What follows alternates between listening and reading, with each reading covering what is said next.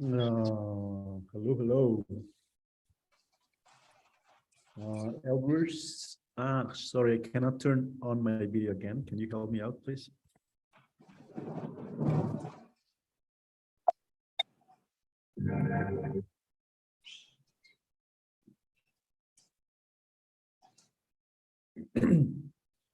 Thank you so much. Let me see here how many people are joining the session today. Hello, everyone. Welcome. So good to see you. There's people joining now. I want you to introduce you to Gabriel. Are you there, Gabriel? Yeah, I'm here. How you doing, man? Good, good, good. Give me one moment before I introduce you, Gabriel. Thank you so much, everyone, for joining today's session. Before we start, before we have a talk with Gabriel, let me tell you a bit more about this session. So this is something new. It's brought to you by the HQ, and I'm glad that I can help this project to come up on board. The idea of this session is to inspire people to create more amazing and incredible work, to also know a little bit more about their workflows, about what are people, like artistic approaches, creative approaches. We would like to have you, like very near these type of creators around the world. So we're going to have these sessions each month. And I hope you enjoy those sessions because we're pulling in very amazing talents from all over the world. And this time we have Gabriel. But before I introduce you to Gabriel, let me just play back to you this little video. So let me know if that video doesn't play back, but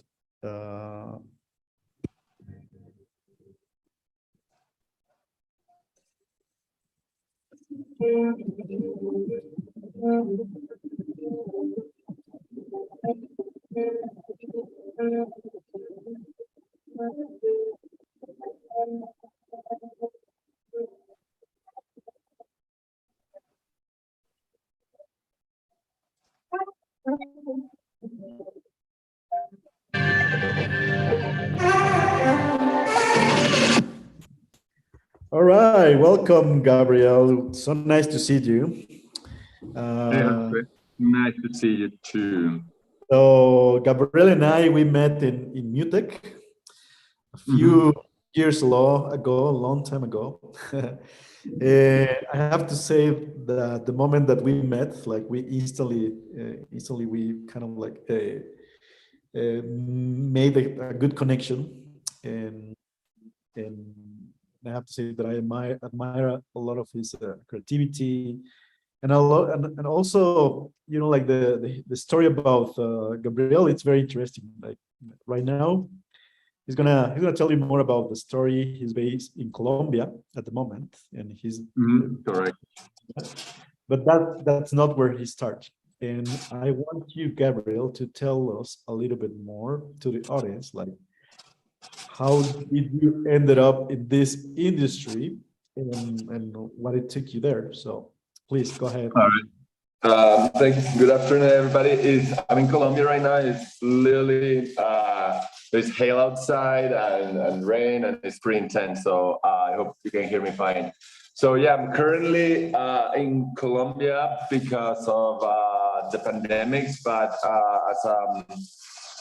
as a quick beginning, my background it's in motion graphics actually. So I've been doing motion graphics since 2005, like professionally, and then I moved to. I was in Colombia. I moved to Miami to do some motion graphics. I got into some studio, and definitely didn't quite work.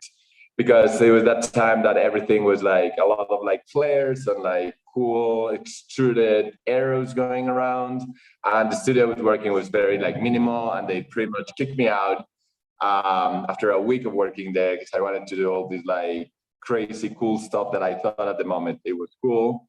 And after that, I had a bit of an issue trying to figure out my work until Blind, which is a pretty big studio. They used to do music videos for Justin Timberlake, for Gnarls Barkley.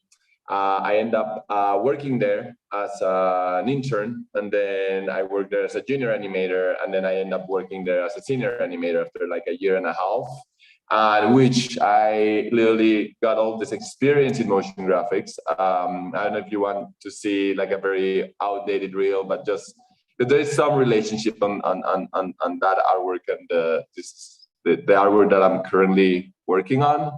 So let me, I can share it really quick. So so this is like a very old reel, but I think it's worth to see it as a reference of like what was going on. What year was that, Gabriel? Sorry? What year was that? This is 2007. 2007. Nice. So 13, 15 years. So it's a little outdated, but I think it's still like holds.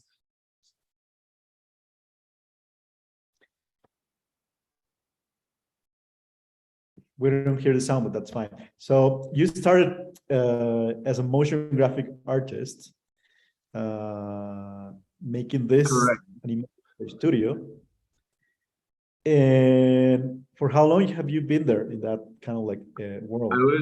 I was there for a year until I realized I really didn't fit much in LA, because at that time I had some like issues with the visa, and it was a whole deal, and I was studying, and then I didn't go to classes. So I ended up going to New York, where I had like a couple of friends, and I always wanted to live, and I felt like very, I don't know, I really like New York, because I always felt in Colombia I never fit in, and all my life I always felt like I never fit in whatever place I was. And New York, like I feel like everybody fits in and nobody really fits in, so it's like perfect. And I lived for 15 years in New York, and that's pretty much where I built my motion graphic career.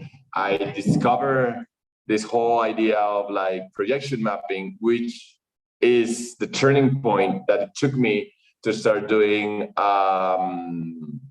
works with light, with creative code, with all the stuff that pretty much we're talking here in the channel. So the turning point is I was working really hard on motion graphics, and I was doing good as a freelancer.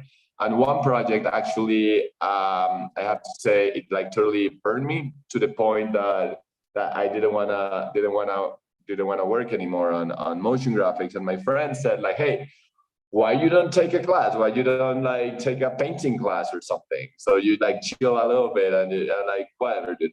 So I would start looking at classes, and they're like this super cool class, how to make inflatable sculptures in like Third Ward in Brooklyn. I was like, okay, that sounds cool. And the picture and the thumbnail with this gigantic like Mega Man, like I don't know, 10 meters tall. I was like, this is cool. I want to learn this. So I got into the class. The class was not good at all. It was okay. It was like the way to build it was pretty much you would take an object, you will wrap it in tape, and then you will cut it like a puzzle. Then you put it on a projector, an opaque projector. You put it on a opaque projector. Then you trace it. Then you cut it, and then you saw it together. And I was like, that's ridiculous. What about if literally I just take a 3D model, unwrap it, project it on a digital projector, just trace it, and then put it back together. And literally the teacher was like, I don't care, man, you do whatever you want. So I was like, all right, nice. So I was just there, and then they showed that they have like this big show of the year. So they have like, I don't know how many classes, but they have the show of the year. They were showing the show of the past year, and then this big moment happened. They showed this cloud with projections of cloud on top. And I was like, like that's like kind of interesting. Like you have a cloud and you project a cloud on it, and then I would like I have a 3D model, so maybe I can project the 3D model in front of it. And literally, when I was like trying to figure out how to do this, I realized about this whole Amon Tobin, ISAM, huge projection mapping cube thingy. And it was in that exact moment that I was like, oh, you can literally do projection mapping on projecting the same shape over a 3D surface or a 3D sculpture that you build, and you have the model. And that was the moment that there was like a click. And when that happened, I started like really getting into projection mapping and started working with physical objects.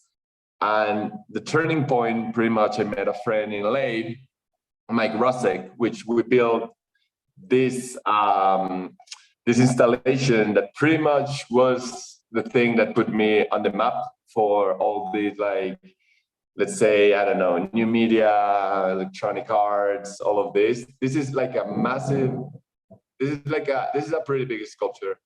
Let me see if I can show you better here. Yeah. So pretty much this is like all, we did everything in digital fabrication. Mike had like this massive studio you can see here in LA. And this actually, this is, I have to say, this is like 10, 12 years ago. So this 10 years ago was a little, like right now it's like wider. But this thing is like, let's say 2 meters tall, has a controller, a MIDI controller. And every time that you press, it will trigger a different animation. And when you trigger them all, this is the type of animation that they come a lot from my motion graphic background. The thing when you have them all, then the whole installation, as you can see here, it rotates, and the mapping it's synced with the rotation. So pretty much we were able to move the content and have 3 types of content, and there was like this big moment where the sculpture were moving, and we'll have like a 3D model that it was matching 99% the sculpture moving, and it was like a super nice effect seeing it moving around. And pretty much when we did this, this took like a fair amount of time for lighting in the bottle, which is like an LA festival. It's like a Burning Man, but in the woods. It's like that type of a festival. It was super cool. And then I had that moment where I realized that I didn't want to do much more motion graphics as much, because I was not getting much back more than like money. But this was like seeing people playing with it, seeing like people interacting with it, and feeling the output of my work was like what it was bringing me back was like the experience of the people. It like made me like so happy to see people smiling with it, playing with it, taking photos of it. And that moment really like was the big turn in my career, where I said like, okay, I want to start doing this. I wanna get like hardcore in arts. My background is in arts as well. And I opened a digital fabrication studio in New York around 2015. And that was a big moment, because there's a lot of like things going on, and a lot of all, and like I feel like a little niche was like building up at that time. And between that installation and one of the festivals, Day for Night, that we also met in Day for Night, we had a blast. Between all of that, like I pretty much got into this like type of art, mostly projection mapping at a time. But there was a thing with projection mapping, and it like the background was pretty much the same as motion graphics, was rendering, was dealing with pixels, was dealing with all these like things that I kind of but was tired of it.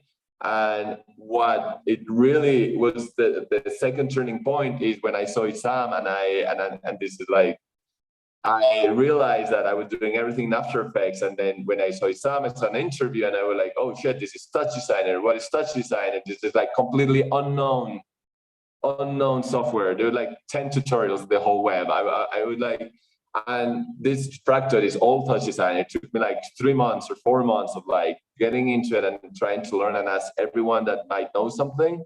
And that was like the double turning point, because it would like between touch designer and the fact of trying to get away from pixels and away from projections, that what it took me a little bit at the type of projects that I'm doing right now, that is a more immersive light-based installations.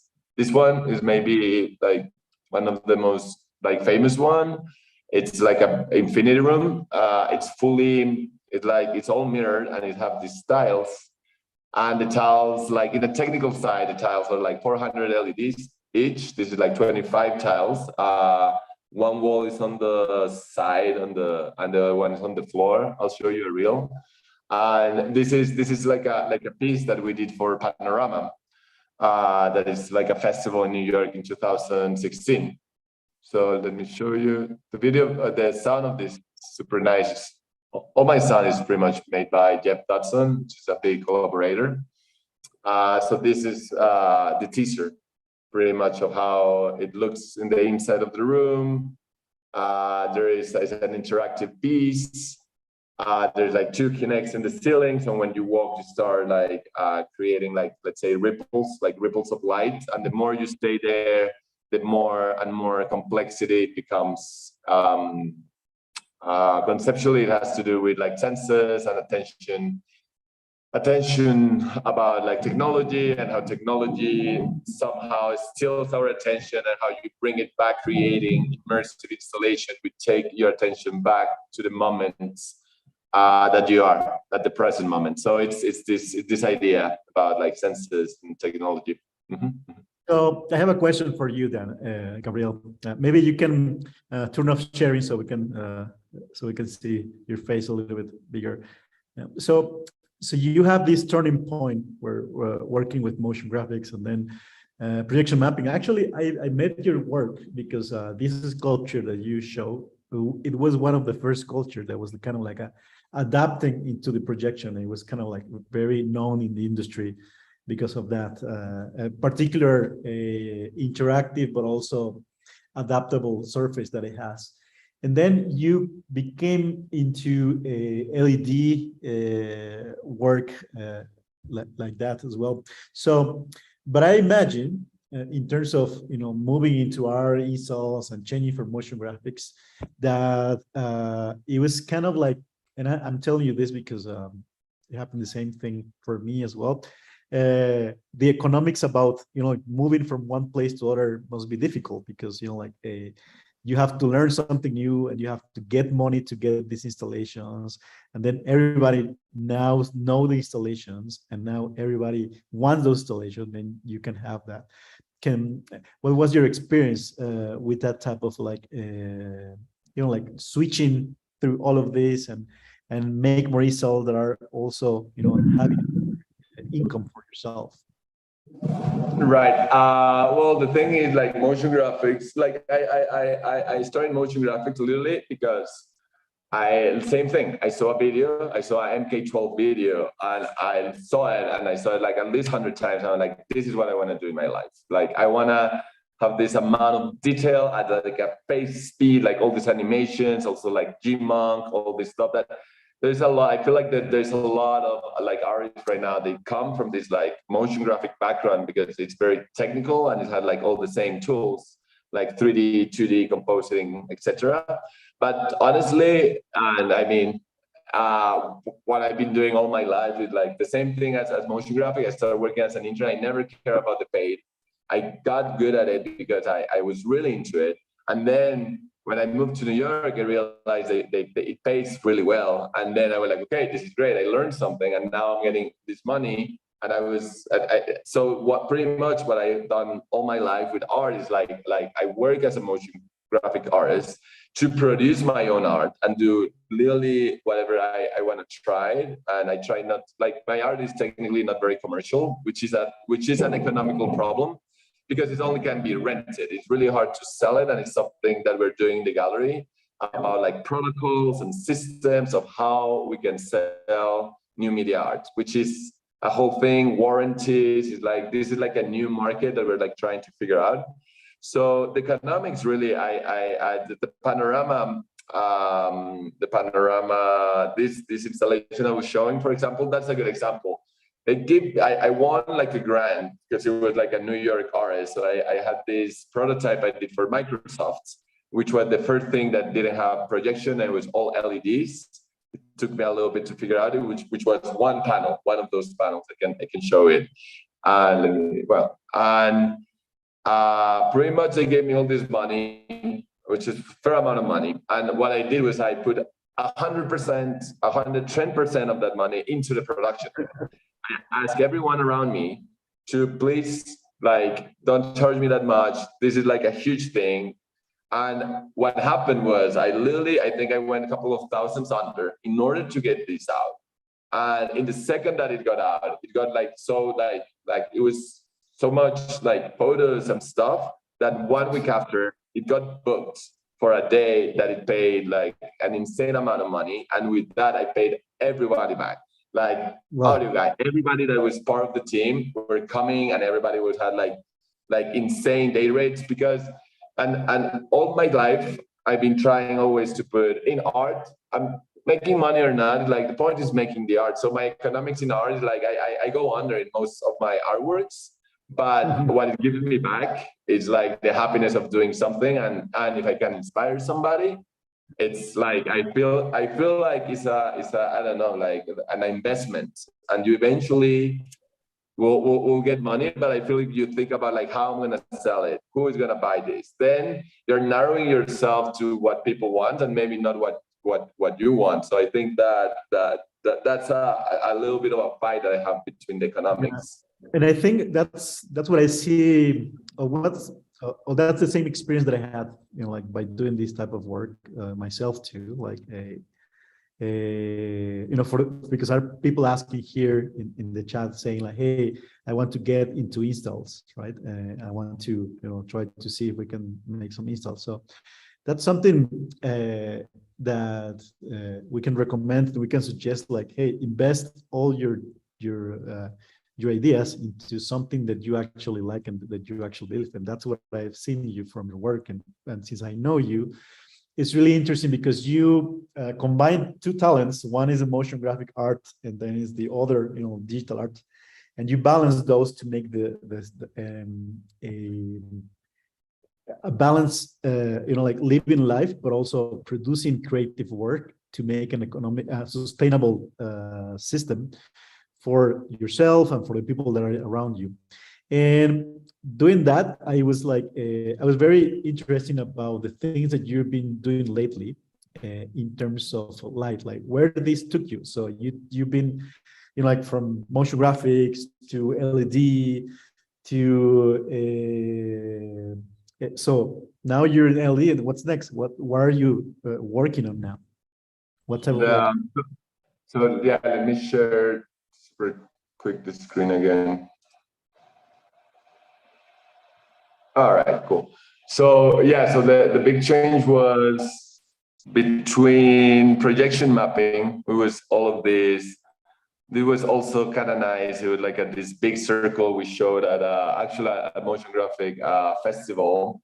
So this was all like the skills from 3D of being able to model stuff. Like it's most of this stuff that I model is not like in 3D. It had the same style. That's why I was trying to show like if you see it, this is literally the same exact kind of world of like textures, and it's literally the same thing. It's like, so a lot of my modeling and skills of modeling, it went into start building these pieces. And the first piece I made with light was this one, because Microsoft, that video that you saw at the beginning, they asked me if they could do like some interview or something, and because I was using Kinect to trigger those ripples that you see here.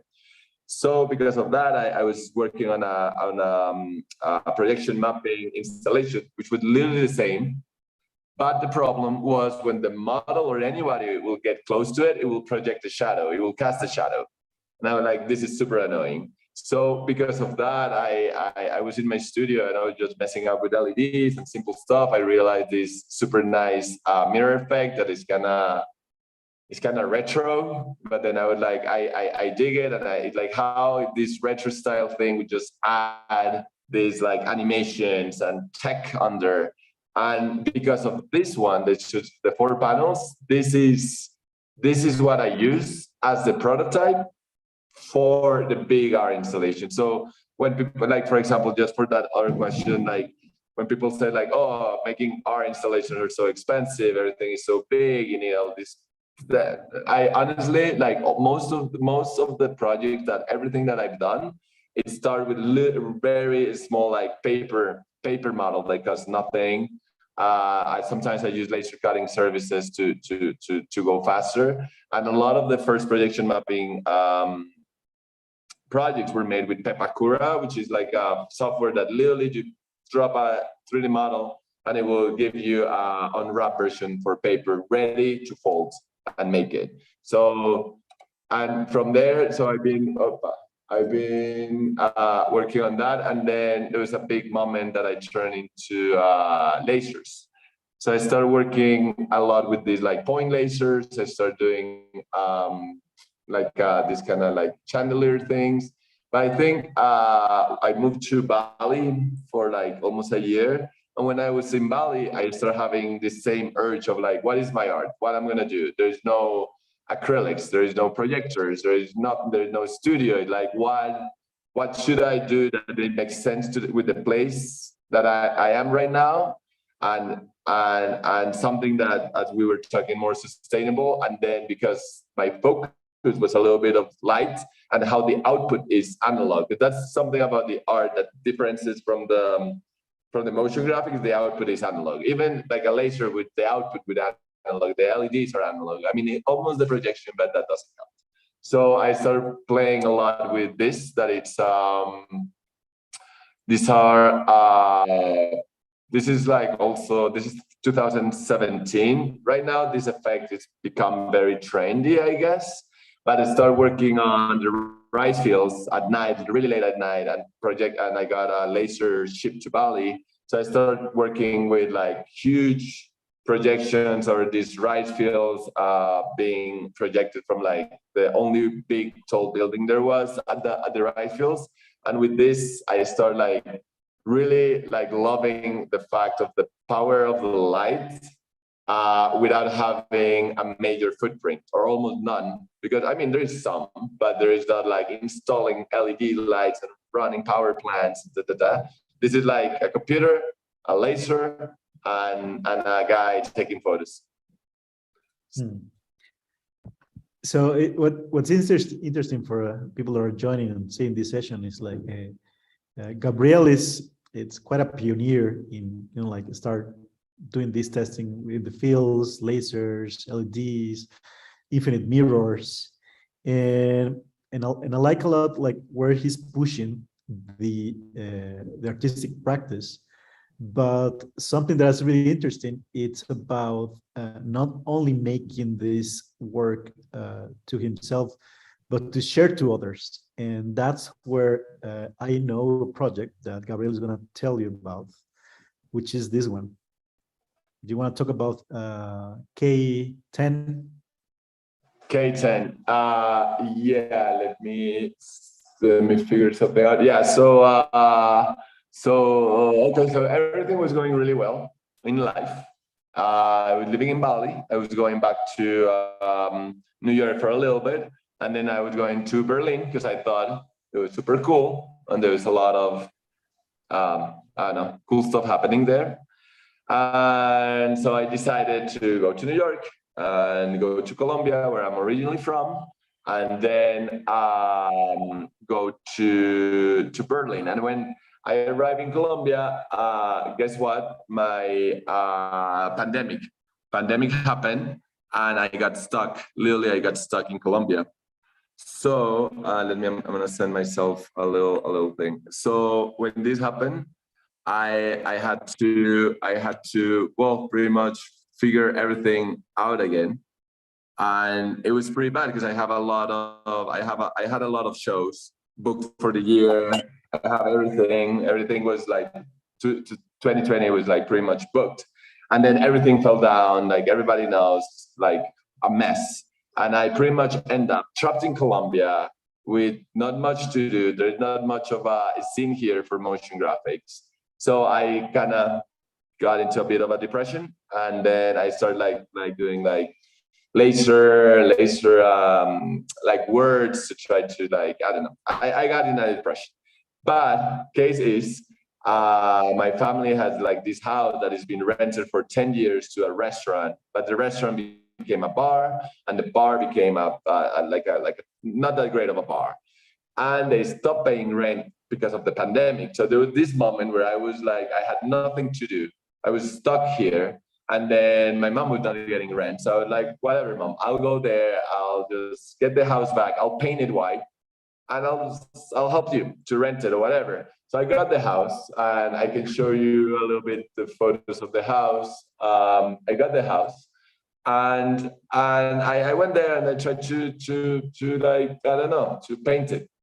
I'm just gonna show you pretty quick. So I tried to paint this house and to fix it. It was this. It was like a mess, like bad. So in the middle of this, I realized that now that this house I can't fix it, I need to do something else and try to get a business out of it or something. Rent it to a restaurant, figure something out. And while I'm doing it, I'm like, dude, I honestly, I don't know to do anything else more than art and motion graphic. That's all I do. Then there's like a lot of books that mention this, but like a way sometimes to really either make money or like get into a niche or something. There's like three ways. But if you find there is something that is not in there, like, oh, there's not a YouTube video of how to do X or Y, and it's so you should not complain about it, then you should try to do that video because you know there is not that video in there. So I always, when I come to Colombia, I'm like, oh, there's no like art scene here, there's no new media art, there's blah blah blah blah blah. I'm always complaining, and I always leave, and I'm like, whatever. So there's a point where I took this house and I was like, fuck it, let's demolish the whole thing, and let's make the biggest new media venue in Colombia. So I literally went in, demolished this whole thing, and now like I from scratch. I have like I have to say I don't have any background in architecture or engineering. Nothing. I not even technically had permits, and because it was pandemic, so you know. So I demolished this whole thing, and I built a brand new, huge. Here you can sort of see the amount of like work. This took 2 years. We just opened it. You can see the amount of the space, the site. So I pretty much built a new media art venue gallery, and everything is built for it. So like these big spaces, I can show you. So it had like a rooftop, which is super nice to hang, and it had like two big spaces. Which here like the second floor, which everything is equipped to show new media art. So there's like besides high-speed internet, there's like literally an outlet every 2 meters in the ceilings. There is 3 ways of like connecting things to the wall. Everything had like lighting. So I can even show you here. K10. So we technically open, these are better photos. These are the newest photos. Here you can see the venue. It's a very industrial layout. There's no walls. There's just 2 big major spaces. We did our first show with Alex Rutinsky, which is super well known and curator of Day for Night, which is hands down my favorite festival in the world. We should have a hashtag that bring it back or something. And we opened with his show here last year, and now 2 months ago we opened like for real. We finished all the build, and we start working on the new programming. And the idea with this is like literally bringing besides like all my friends and everybody that I really like, we do all kinds of like our installation party. Like today we have like a big one. And the idea is to start promoting new media art in Colombia, bring the best of the best from New York and the world to have a solo show here, to make some kind of like big installation and start bringing new media art, or like there's always like the thing of new media art in Colombia. So right now we're working with, there's a couple of projects we're working on, and there's one that is very interesting, that is this laser choreographies. And yeah, so we've been working, and we're like start figuring out the new program for 2023. So we're working on which artists are gonna be. We're thinking about doing a K10 festival, like a small, very touch designer based actually. And I have to say, there's a lot of like touch designer in this whole process, that it's been like a key part of it. And that's one of the things we're trying to figure out, people that use the same software, so we can start extending and create maybe artworks that they're not on all the time, or they're collaborative, or so that's the idea. It's like a lab and a venue and a gallery in order to promote media arts and reconnect with the world from Colombia, and bring artists from the world to Colombia. Yeah, and what is interesting is because like Latin America is seen in digital art.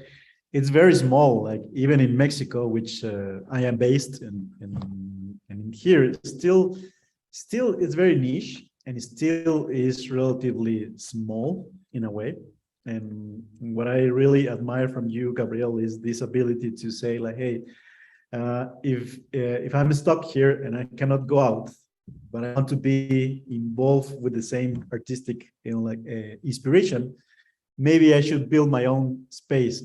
And a similar story happened to me when I was starting my first company, that I couldn't get a job. So in this kind of like field, so I have to invent it myself. But it's also a good point to notice here is like always to start invented your own work and on stuff based on what you love, based on what you like the most, and somehow things unveil themselves, right?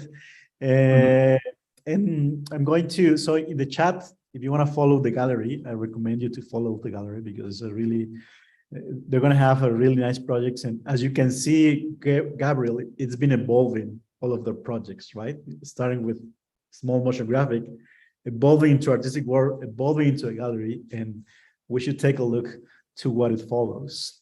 I don't know, Gabriel, if you want to add something else to the session today.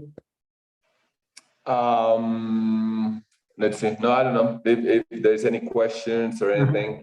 Yeah, if there's any questions, maybe we should keep continue. If you want to stop sharing your screen so we can see your face. And we have a chat here. So someone asked here about he's moving to Brooklyn, Vince, and if you have any recommended studios or people to follow in that area. In Brooklyn. So much. I have to say I've been a little bit out of the loop, because it changed so much.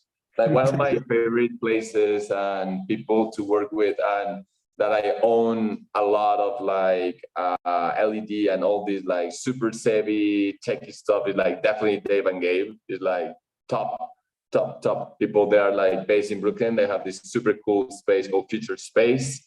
It's really sure, because I haven't been in a while, and I feel like the cool thing about Brooklyn, there's like a very tight community. So once you start going to the projects and you start meeting like literally like living legends, like, I don't know, Mary Frank or Alex Jabotinsky, all these people that are like the biggest, then once you just have to figure out, okay, there is a show, and this show is like one of these artists of this. You go there, and I have to say it's a very welcoming niche where there's a lot of sharing. It's something that I learned when I got to the States, and I think that it's a very, very, very important thing, and I don't think it sounds silly, but literally one of the reasons I left Colombia, I always had this issue with like sharing, and I would be like, I was doing After Effects, I'd be like asking the guy next to me, like, dude, how you did that? And he would be like, oh, I don't know, I forgot, what? But like, okay. When I was an intern in LA in Blind, there was some guy that was some random dude, and he was like, hey dude, you wanna, as an intern, you wanna go and grab lunch? And he took us, he gave us a ride, whatever. And when we came back, I saw his screen, and he had like this amazing like fucking rock shattering to million pieces. And I was like, dude, how you did this? And he was like, oh man, let me show you. And he would literally go out and show me the plugin, show me how he rendered it. And that also was this moment where I was like, holy shit, like it felt so good that somebody shows you like his secrets. And since that day, literally every time that somebody will come in and ask me, I'll be like, dude, I just learned this trick, I just did this, I just check it out. It's not like my trick that I'm not gonna show anyone. And this, what it generates is like, you will think you're losing your trick. No, you're getting a million tricks, because the more you share, the more you get back. Even if you don't have to wait for it. Like people will be like, hey, I just discovered this. Hey, I'm gonna show you this. I'm gonna top your trick. So I think like that mentality, especially I felt in New York, it helped a lot, because it was like, oh, how you do use Touch Designer? You show it. 3 months later, that guy you showed two things would be top Touch Designer, and it will show you how to do other things. So I think like that way of like approaching it, of trying to share knowledge, it brings you more knowledge, and it takes you into little nudge of people that it will help you. And I think that's something I miss a lot about New York, is like that community where you can show things and people give you feedback, and it's about sharing knowledge more than, oh, I have my thing and nobody can touch it. There's people here asking about what are your favorite media artists to worth checking out, and you mentioned some of them, like Dave and Gabe, Alex Abertisky, Mary Frank. Is there anybody else that you want to? I love UVA work. That's the one I saw at we saw at Day for Night is like one of the, like, I think like UVA to me is one of those top artists that there's like a lot, and I feel like there's so many, and there's some different artists. But yeah, UVA, I think like is the first one that comes to my mind, as especially because they have this like fabrication and graphics, and they have all this range that, especially the fabrication, to me is like insane, like next level. And they definitely create these immersive experiences without being the trend of like, so I really like UVA for sure.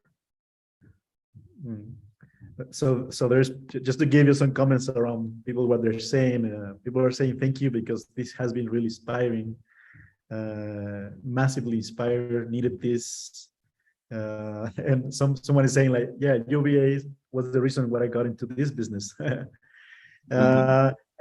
And for me, you know, like since I know you and I visit to you in New York, and I haven't visited to you in Colombia yet, but 2023. I have to say that I always feel inspired to be around people like you, because, you know, like every time that I got into this madness house that I call, you know, like with all these LEDs and with all these lasers,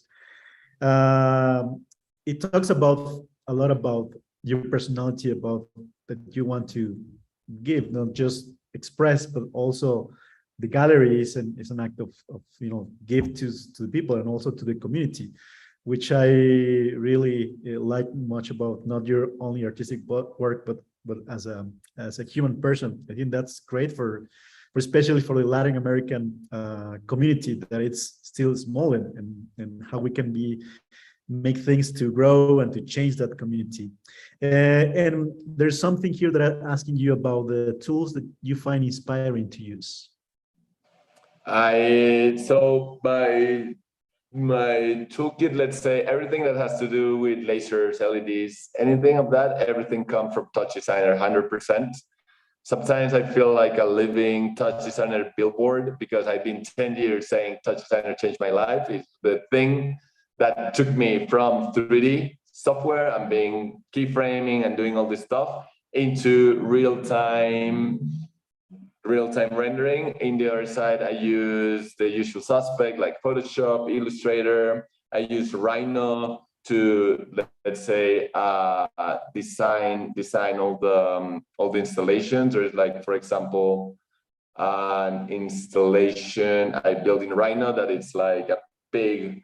This is like this is the one we did for Day for Night.